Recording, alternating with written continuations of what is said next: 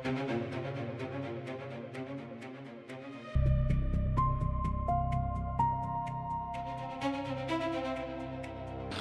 স্বামী স্ট্রোক করছে আজকে 2 মাস ধরে। মানে টাকার অভাবে আমি চিকিৎসা করাইতে পারতাছি না, খুবই কষ্ট হইতেছে। একটা মেয়ে আমার এডুকেশন অনার্স নিয়ে পড়াইতেছিলাম, মেয়েটার একটু পড়াইতে পারতাছি না। ওখানে আজকে লাস্ট ইয়ার ওখানে পড়ার লেগে একটু ওখানে কি আমি একটু সবাই কাছে চাইতেছি ইয়েটা মানে খাওয়া মানে একটু ফ্যামিলি পয়সা টয়সা কিছু পাই, একটু সাহায্যের লাগে সবাই কাছে একটু ইয়ে করতেছি। কতদিন হয়েছে তাই স্ট্রোক করছে? আজকে 2 মাস ধরে। কি করতো জানি আপনি? তাই না, রাজ্যকালে কাজ করতো। আপনার এক মেয়ে না? আমার এক মেয়ে।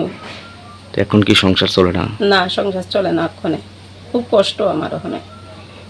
আপনিও কাজ করেন না কোনো? না না, আমি কাজ কেমনি করবো? হ্যাঁ, আমি ঘর থেকেই তো আমি বাইর করে না ফালাই তো আমি যাইতে পারি না।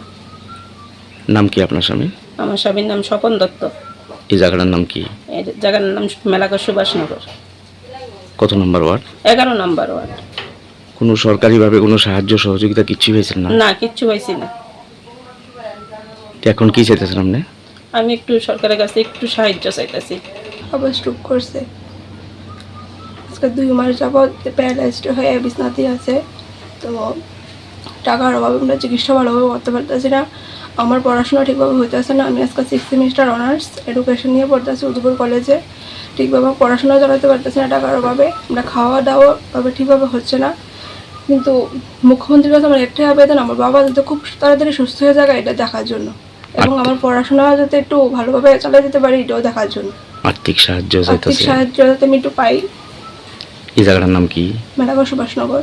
কত নম্বর ওয়ার্ড? 11 নম্বর ওয়ার্ড। তোমার বাবার নাম কি? স্বপন দত্ত।